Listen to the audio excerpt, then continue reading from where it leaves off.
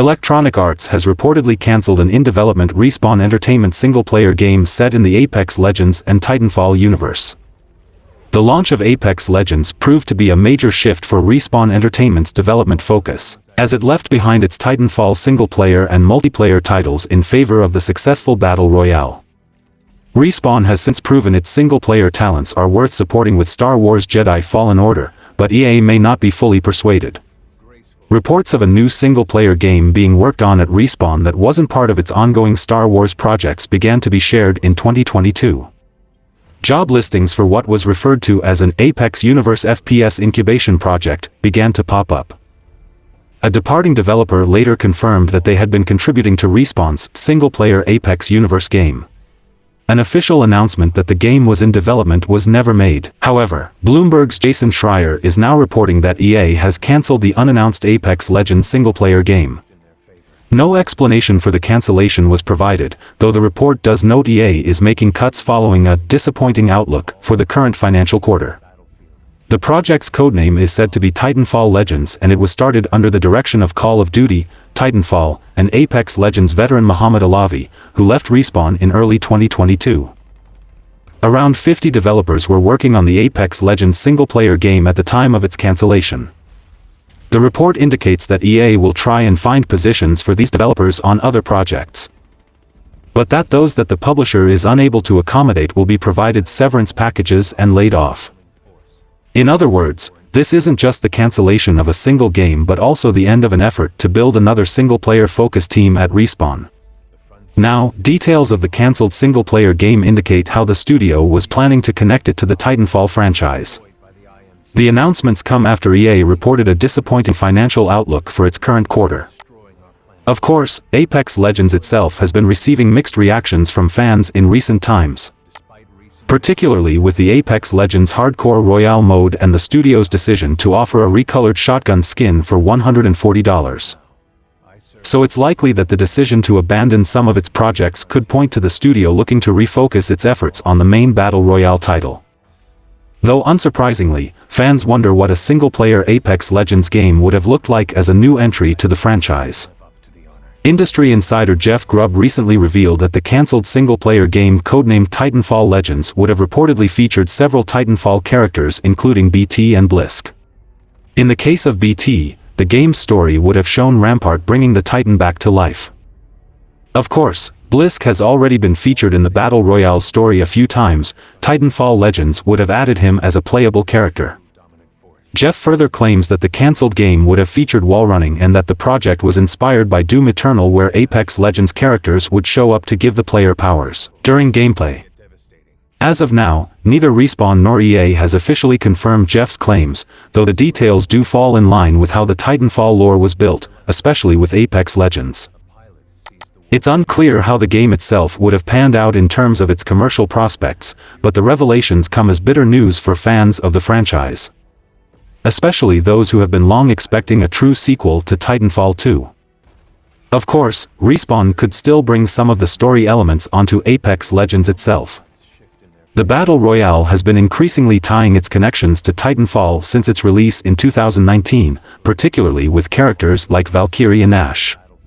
Unfortunately for fans, it might be a while until the studio announces any of its long-term plans around the franchise. Given Respawn's overall success, both with Apex Legends and its single-player Star Wars efforts, it's surprising to see EA choose to focus on the studio for cuts. It certainly implies that EA isn't confident in Apex Legends' future and is pulling back from future investment. The news will be especially disappointing to fans of the two Titanfall games.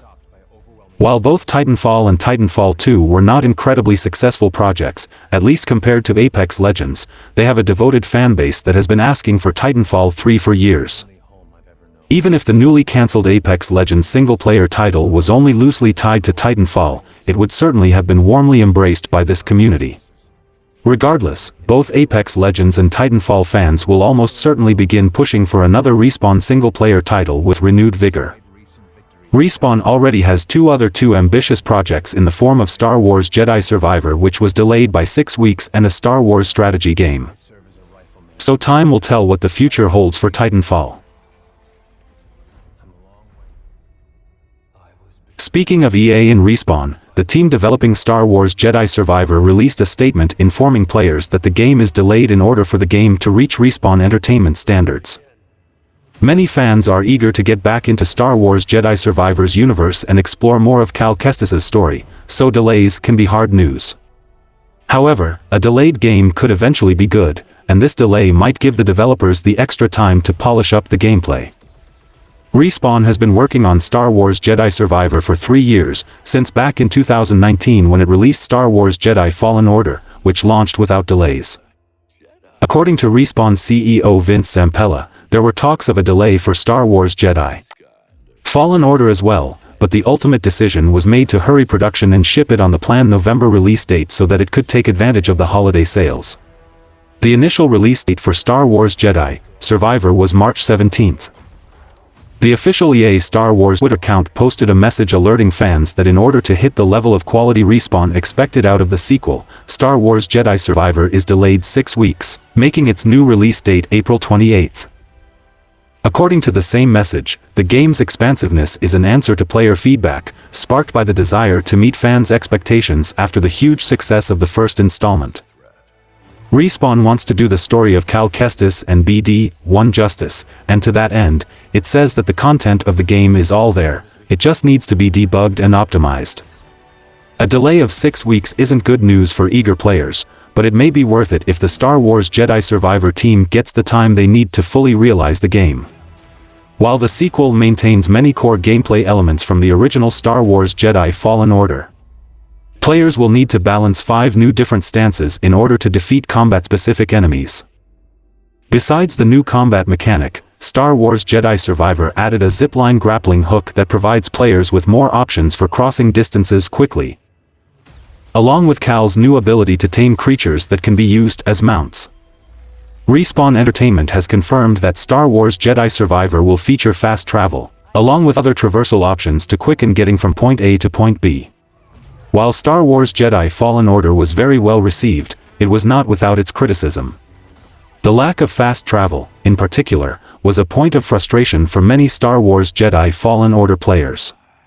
Respawn has taken the opportunity to ensure that Star Wars Jedi Survivor won't have the same problem.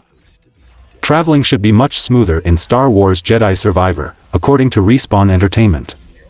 An interview in the upcoming issue of Play magazine includes news on Star Wars Jedi Survivor from game director Stig Asmussen.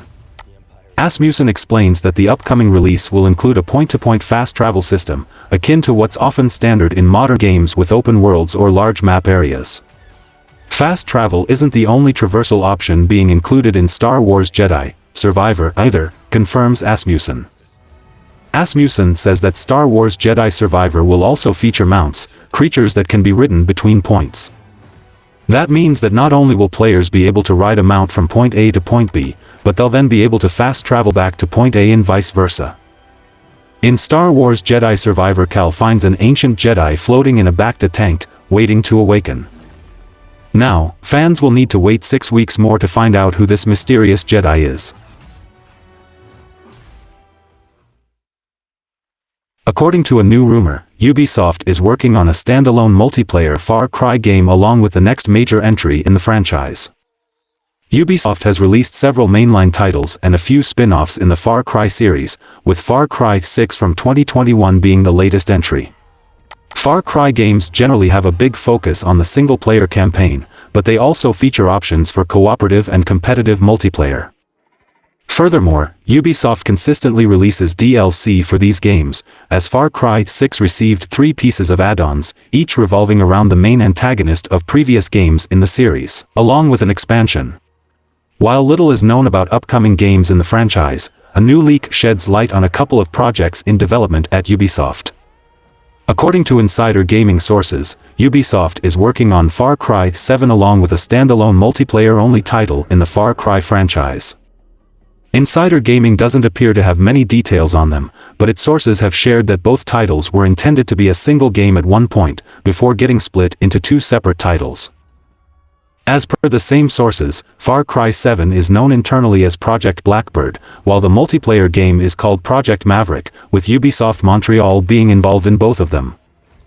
Insider Gaming reports that the multiplayer Far Cry game changed several times throughout the development process, and it's currently an extraction-based shooter with a permadeath mechanic. Furthermore, this Far Cry game is set in the Alaskan wilderness, and the report speculates if it could have been in development for a long time. As a survey from 2015 mentions a survival title set in remote Alaska. Leaks don't end there, as Insider Gaming claims to have received screenshots from this multiplayer Far Cry game that show chests, extraction zones, and more. There are fewer details available on Far Cry 7, but it could also be set in the Alaskan wilderness as the two games were originally meant to be a single title. It looks like Far Cry 7 is still a couple of years away, and it seems to be targeting a release window of fall 2025. Ubisoft has not shared its plans for the future of the Far Cry series, but this news seems highly plausible, especially with extraction-style games gaining popularity in recent years.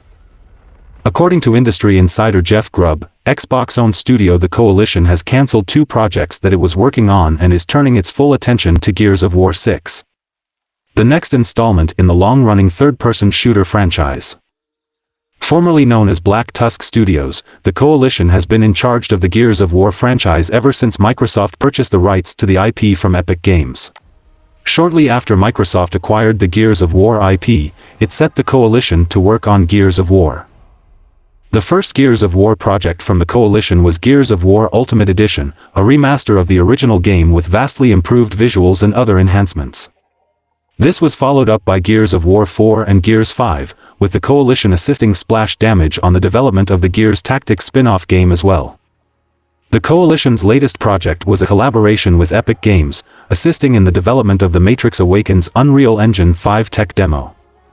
Some might have expected the Coalition to continue spreading its wings beyond the Gears of War franchise, but that doesn't appear to be the case. If Jeff Grubb's information is accurate, the Coalition was working on two projects that have now been cancelled, and it is moving on, fully, to Gears of War 6. Grubb said that Gears of War 6 will definitely be the studio's next game, so anyone hoping for an original project from the Coalition should reel in their expectations.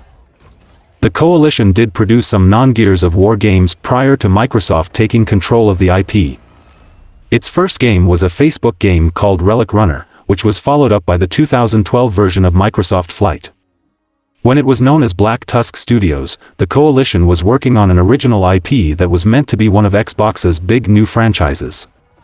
Unfortunately, that project was ultimately cancelled as well. As far as Gears of War 6 goes, very little is known about the project. Gears 5 left many loose story threads for the developers to pursue, and so Gears of War 6 has always felt like an inevitability, but it remains to be seen exactly when it will see the light of day. It's possible Gears of War 6 will end the storyline started by Gears of War 4 in a manner similar to how Gears of War 3 capped off its trilogy, but that remains to be seen. In the meantime, Gears of War May 6th not be the only Gears project on the way. Rumor has it that a Gears of War collection aka the Marcus Phoenix collection is in the works as well, but nothing official has been announced on that front.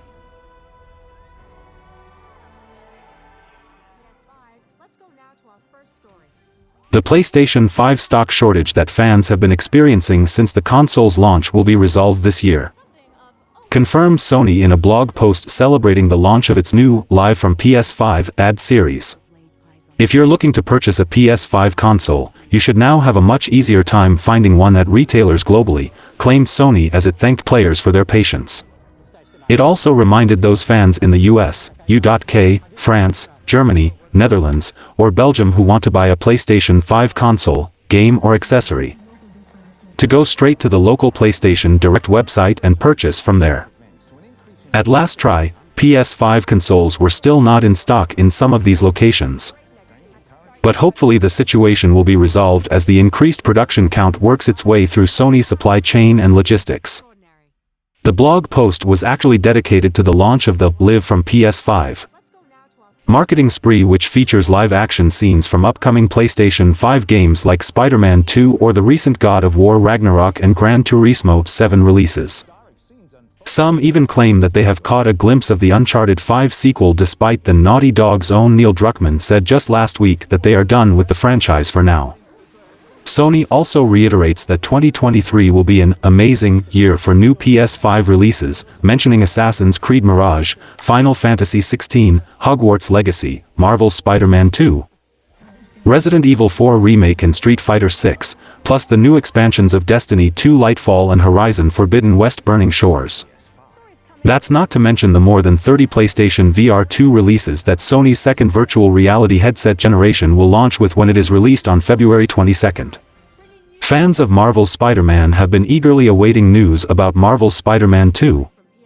As Sony and developer Insomniac Games have revealed very few details about the game's narrative and gameplay since its reveal in September 2021.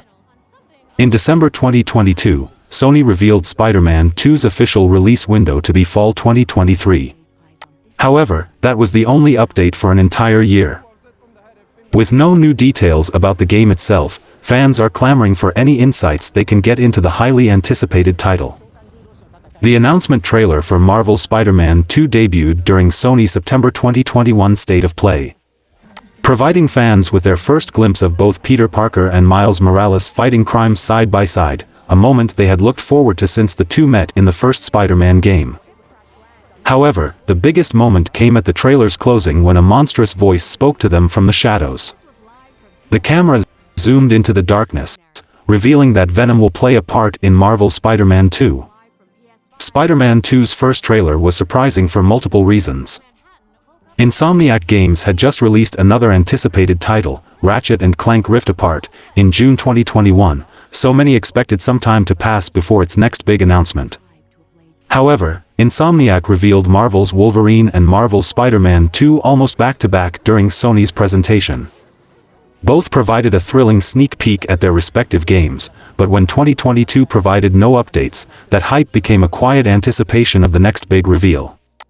A new trailer for Marvel's Spider-Man 2 released on ESPN this week, presenting a live-action news bulletin titled Live from PS5, where a gang of criminals are caught in a large web between buildings in New York City. The reporter describes it as a gift from New York's favorite hero before both Peter and Miles swing past the screen. The lower third under the reporter reads, Marvel's Spider-Man 2 coming spring 2023, despite Sony's confirmation of a fall release in 2022. The second trailer for Marvel's Spider-Man 2 is an unusual choice for such a highly anticipated title. The only additional hint players have received since its announcement was a plot detail revealed by a Spider-Man 2 action figure. Following up this period of silence with such a brief trailer does little to build anticipation. Combine that with a total lack of gameplay or cutscene footage, and the trailer serves no real purpose aside from reminding fans that the title is releasing this year. The overall style of the trailer comes off as something which would be released after a game has launched, or just before, once players have an idea of what the narrative entails. What's more unusual is the trailer's new release window. Spider-Man 2 is one of the most anticipated games of the year, and if it is truly releasing in spring 2023, the lack of information thus far is even more perplexing. Marvel's Spider-Man and Miles Morales had significant story and gameplay trailers leading up to their respective launches, but so far Spider-Man 2 has received neither. Players have been patient for a long time, and until a more significant trailer is released, that patience is slowly being tested. Alongside these clips are a few glimpses of a game that isn't recognizable, but fans are speculating that these clips could actually belong to a potential new entry into the Uncharted franchise. Eagle-eyed fans noticed two clips within the trailer. The first, at around 43 seconds into the ad, shows a woman in a cave with a torch, looking at what appears to be an artifact in front of her, resting on top of a pedestal. The second clip, at 47 seconds, is a split-second shot of the same woman blowing dust off of the artifact seen in the previous clip. Given that the PlayStation-exclusive Uncharted franchise has players seeking out hidden artifacts and treasures, it's not impossible that this could be a potential glimpse of what's to come. In a recent interview, Naughty Dog's co-director Neil Druckmann stated that it was not continuing the Uncharted franchise, meaning that the incredibly successful Uncharted 4 would be the last installment. Fans and critics agreed that the game brought the series to a close satisfyingly. But the clip from the trailer has fans speculating about whether the franchise could return under a new developer with a new main character. Whilst many fans were happy with the ending of Uncharted 4, there's no doubt that players would welcome another chance to jump into the world of the series one more time. The Uncharted franchise has always been held in high regard since its first entry back in 2007, so a new PS5 entry would more than likely be a tremendous success. This footage has fans speculating that Sony may be teasing Uncharted 5 starring Cassie Drake, the daughter of Nathan Drake and Elena Fisher. Cassie featured heavily in the epilogue of Uncharted 4: A Thief's End as she explores her parents' home and stumbles upon Nathan Drake's journal. Curious about the validity of the treasures and information inside the armoire, she questions her parents' past, leading to a brief argument. The series thus far ends with Nathan beginning to recount the tale of Sir Francis Drake and El Dorado, which originally led him down the path of a treasure hunter. The epilogue of Uncharted 4 provides a near-perfect ending to the series, delivering on its character arcs and overall dramatic tone. However, a Cassie-led Uncharted 5 could be a bold and exciting addition. Prior to Druckmann's comment about the future of the Uncharted series, the epilogue in 4 led some fans to believe the series was truly over.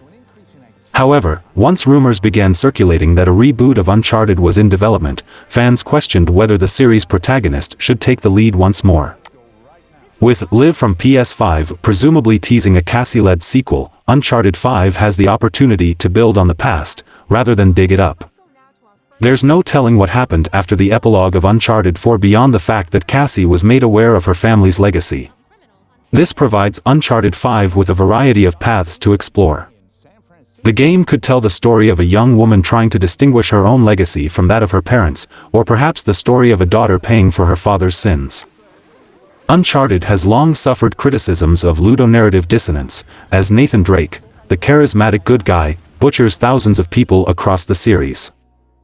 Uncharted 5 could present a different kind of combat alongside its new protagonist, putting the focus on a more stealthy approach.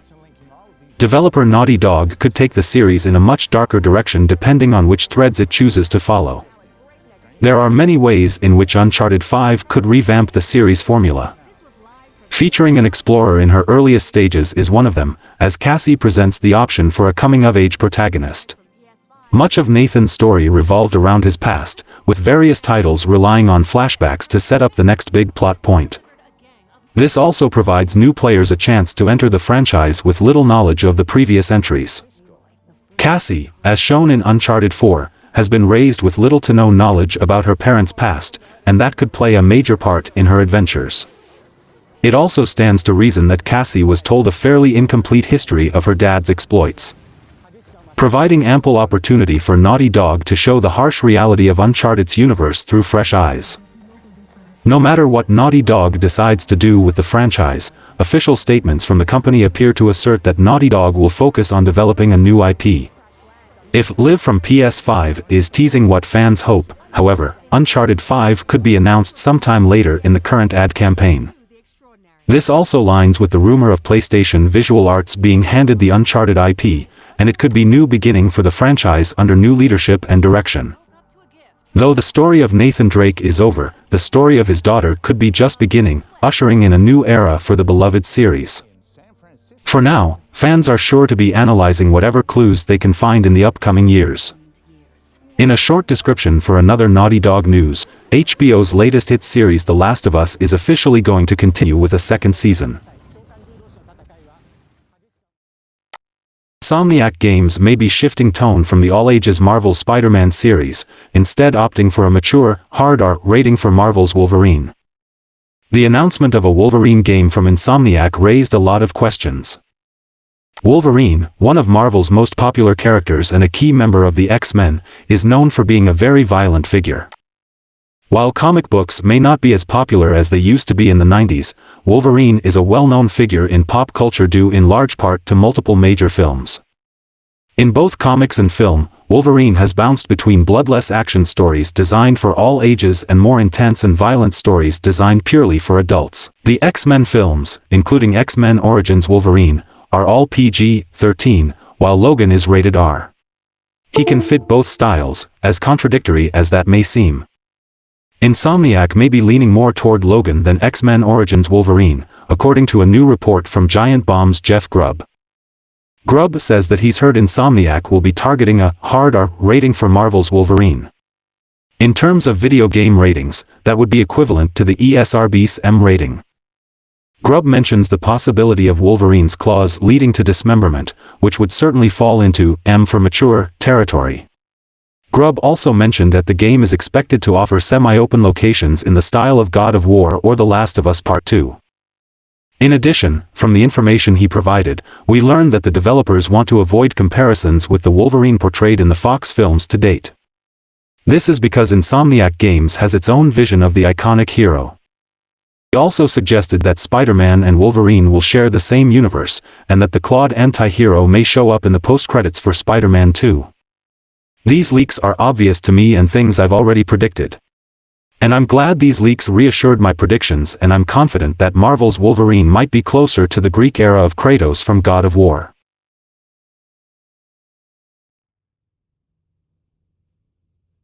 Sony's recent Q3 fiscal earnings snapshot suggests that the hardware manufacturer sold north of 7 million PlayStation 5 units over the holiday season. Should this trend continue, the company may meet its ambitious goal of selling a total of 18 million units by the end of the 2022 fiscal year.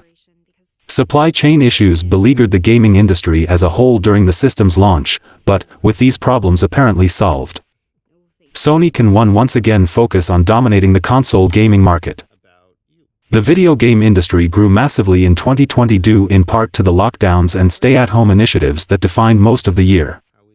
However, Sony doesn't appear to be experiencing any sort of slump now that these restrictions have by and large been relaxed or repealed entirely in most areas.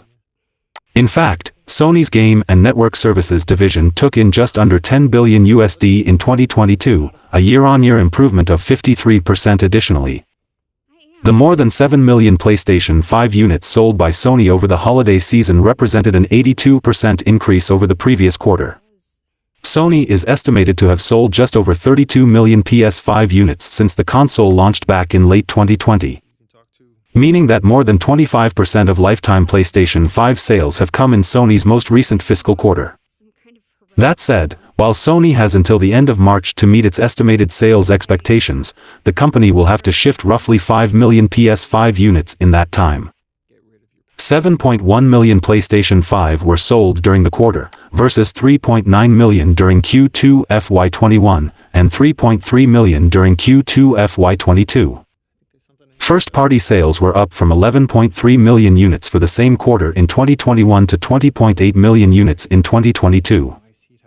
But when looking at combined software sales, first and third party, the numbers are actually slightly down, with 92.7 million units sold in 2021, versus 86.5 million in Q3 FY22. PS Plus subscribers count rose up to 46.4 million concurrent users, and PlayStation had monthly active users of 112 million.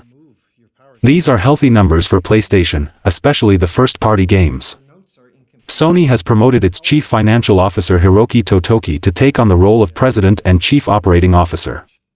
There have been substantial shifts across the technology industry as the current fiscal year approaches its conclusion, with Sony facing challenges as well. Totoki will officially step into the role at Sony starting with the new fiscal year as April begins. PlayStation has remained a significant strength for Sony, as sales of the new console continue to impress. Given the strength of PlayStation 5 sales, Sony has recently increased its expected operating profit to rise to 1.18 trillion yen from its 1.16 trillion forecast. Sony's current president Kenichiro Yoshida is also its CEO. Yoshida plans to remain CEO of Sony in the future, a role he's had since April 2018. Hiroki Totoki will leave his role as Chief Financial Officer behind to take on the positions of President and Chief Operating Officer, a step up the hierarchy with additional responsibilities. Totoki, in introducing himself as Sony's next president, says that he's obsessed with growth. He went on to say that his objective is to take the company purpose defined under Yoshida's leadership and make it a concrete project. He also indirectly acknowledges that growth at Sony could stagnate or even negatively spiral, with his job being to return Sony to a positive spiral of growth. No specific steps toward this goal were detailed. It should be noted that despite Totoki's seemingly strong sentiment regarding his obsession with growth, he is a long-term trusted Sony veteran. He started with the company in 1987 and has slowly climbed the ladder. He became an SVP, corporate executive for Sony Corporation in 2013, moving up from Sony Network Communications, and has made near-annual steps up the chain since. Recent steps up Sony corporate hierarchy could certainly be seen as rapid, but by no means is his promotion radical or surprising. More than possible that Totoki becoming Sony president and COO will lead to other changes in the year ahead as the executive shifts company priorities. However, given the recent success of PlayStation, it seems like the division is least likely to be impacted. Stranger things have happened, though, and Totoki's plans could be different from PlayStation leadership's. Time will tell what happens next at Sony. God of War Ragnarok has surpassed a massive and impressive sales milestone. Released in November 2022, God of War Ragnarok became an instant hit as gamers flocked to check out the final chapter in the Norse saga that began with 2005's God of War. 2018's God of War sold over 5 million units within a month of release in April 2018 and over 23 million by November 2022. Its sales numbers were only eclipsed by Marvel's Spider-Man, making God of War the second highest-selling PS4 game ever, and the highest-selling game in the long-running God of War series. The last sales figures reported by Sony had God of War Ragnarok sitting nicely at 5.1 million units sold in its launch week of November 2022. That number has more than doubled since, with the game now having sold over 11 million units worldwide just over 3 months after release. This makes God of War Ragnarok the fastest-selling PlayStation Studios title ever. Developer Santa Monica Studio celebrated the milestone with a tweet thanking fans for the game's massive success. Ragnarok was one of the best-selling games of 2022, alongside other gaming juggernauts such as Call of Duty Modern Warfare 2, Pokémon Scarlet and Violet, and Elden Ring. The numbers are all the more impressive considering God of War Ragnarok is the 9th game in a series that spans 3 decades and 5 PlayStation consoles, including 2 titles released on Sony's short-lived yet beloved PSP handheld gaming system.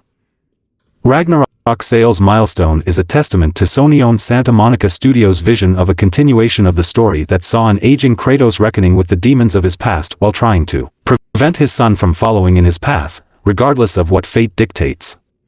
According to sources, there's virtually no word about a potential Pro-tier hardware refresh for Sony's PlayStation 5, and instead there's more talk about the PlayStation 6 console. It's no secret that the previous year's silicon shortage led to the slower adoption rates of current-gen gaming hardware, with cross-gen game releases still commonplace even 2 years after the launch of the PS5. There have been rumors that Sony might be working on some sort of an update for the PS5, of course, but these are yet to materialize in an official capacity. More specifically, some sources claim that this rumored production update wouldn't include meaningful hardware upgrades at all, but would instead be an all-new SKU that would effectively replace the first generation of PlayStation 5 consoles in stores. Leaker Tom Henderson has spoken at some length about the purported PlayStation 5 with a detachable drive, and the latest information he's been privy to seems to underline these claims. Specifically, Henderson has said that he's heard more about the PS6 than the PS5 Pro, and he doesn't seem to believe that there will be a Pro version of the PlayStation 5 at all. He feels that the new PS5 console would simply be a second generation of the base hardware to reduce Sony's production and shipping costs by a measurable margin. The alleged second generation of PlayStation 5 would effectively replace the currently available PS5 in most ways, and Sony would only need to maintain a single production SKU, since the disk drive would be available only as an optional accessory. According to Henderson, 2020's PS5 and PS5 digital version will no longer be produced after the new SKU hits the stores, which he believes is going to happen in September 2023. Now that the PlayStation 5 console shortages are over, it doesn't sound strange that Sony would be looking at ways to optimize its production capacities however it can. Henderson's notion that the base PS5 isn't yet being used to the max makes sense, too, with exclusive current-gen titles still being relatively few and far between.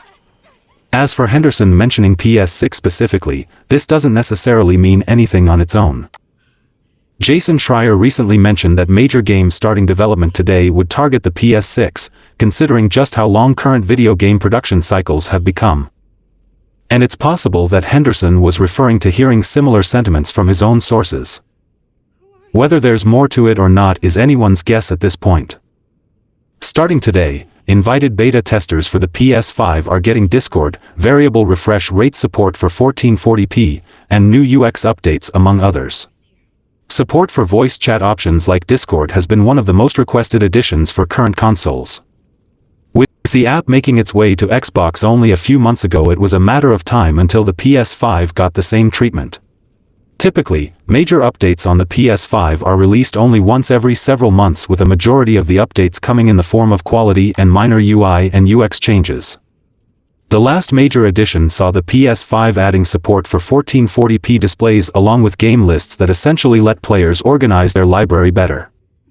Now it appears some of the more fan-requested features will be making their way onto the PS5. According to a company blog post, invited beta testers will now be able to join a Discord voice chat via the PS5 console, where the integration appears to be similar to how it was implemented on the Xbox. However, users would still have to use Discord on mobile or computer to initiate a voice chat session on the PS5. This is in stark contrast to Microsoft's improved integration, which allows players to join a Discord voice chat directly from Xbox consoles. Additionally, the beta update includes UI changes like new Join Game and Friends Who Play icons, as well as the option to manually upload game captures to the PlayStation app and to start/request a share screen from a friend's profile. Beta testers for the PS5 will also be able to experience variable refresh rate on 1440p, game presets for multiplayer session preferences, and minor enhancements to the game library section. Apart from this, the beta update is shipping new accessibility and ease-of-use features like offering easier access to saved PS4 data via the PS5, a PS5 to PS5 data transfer option, and the ability to capture gameplay using voice command, among others. While Sony is yet to officially announce the exact date for the public update on the console, the company mentions that fans should stay tuned for more updates in the coming months. Though recent leaks about the Discord integration on the PS5 suggest it will be out on March 8th, along with the rumored option to stream PS5 games. In any case, the update will be a welcome addition for PS5 users who have been waiting for a number of these features, especially Discord voice chat. Square Enix has announced that its sales for the current year up to December 31, 2022, have gone down despite its slate of games that were released in 2022. The details were made public when Square Enix published its financial results for the period. 2022 marked an interesting year for Square Enix as the company released numerous games like Harvestella, Valkyrie Elysium, Power Wash Simulator, and Valkyrie Elysium, to name a few.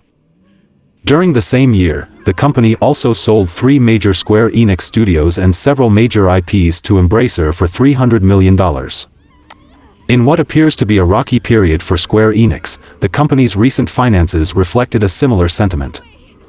In its latest financial results, Square Enix recorded 255.6 billion yen, $1.95 billion, in net sales, which is a little under 7% drop year-on-year for the same 9-month period. Its operating income also fell about 17.6% year-on-year at 41.3 billion yen, $310 million. The company notes that its HD games, titles that don't fall under live service or mobile and PC browser, did not reach the level of the previous year despite the release of multiple new titles. The report further states that the publisher's new titles for smart devices/PC browsers haven't been able to offset the weak performances of the existing games.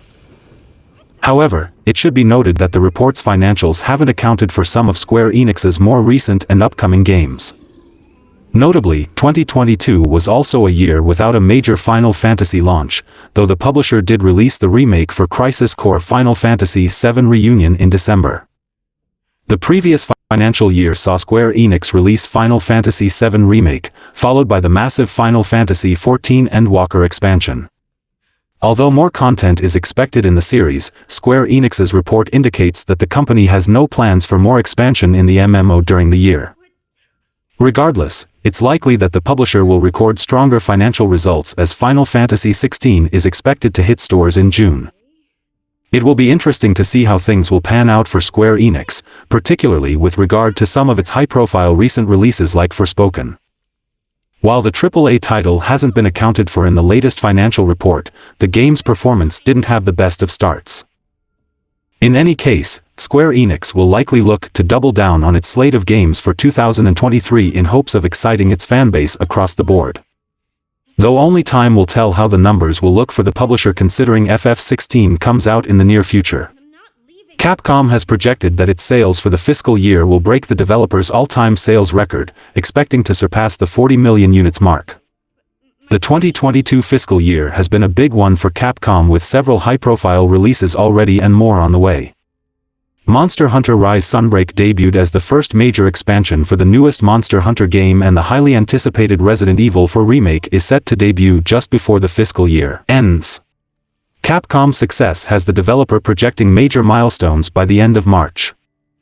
The 9 months since Capcom's fiscal year began in March saw the release of 2 major titles as a part of the developer's 2022 lineup. The previously mentioned Monster Hunter Rise Sunbreak saw new areas, monsters, and a new story added to the massively successful Monster Hunter game. Capcom would also release the Winter's expansion for Resident Evil Village, adding a new story as well as a third-person camera mode for the newest Resident Evil. Now, Capcom is expecting to break a huge record for the company by the end of March. A new batch of financial results from Capcom shows the massive success of the developer over the last 9 months of 2022.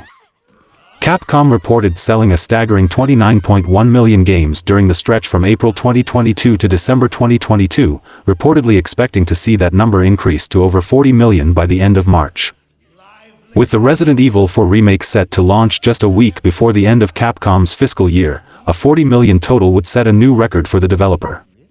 Capcom also reportedly expects 90% of those sales to come from digital storefronts. The sales records come as Capcom reported strong showings from many of its legacy titles throughout 2022 along with new releases. Monster Hunter Rise continued its massive success, selling 2.75 million copies during a fiscal year that saw the game brought to PlayStation and Xbox consoles earlier this month.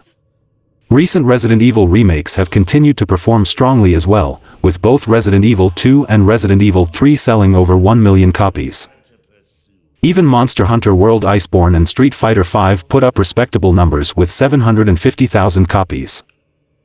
With only 2 months remaining until the end of Capcom's fiscal year, the developer is expecting strong performance from both recent and upcoming games.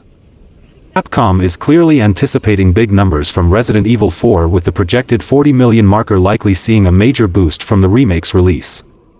Beyond the end of Capcom's fiscal year, the developer also has several major games on the horizon, including the Mega Man Battle Network Legacy Collection and Street Fighter VI. Capcom saw a strong showing from its games in 2022 and will look for a repeat performance in 2023. Though it's already been announced that Capcom expects to break sales records by March, the publisher hadn't provided a concrete sales breakdown at first, leading some to theorize about just how successful the company has been. Now, however, Capcom's corporate website has been updated with a fairly comprehensive summary of just how well its intellectual properties have been doing.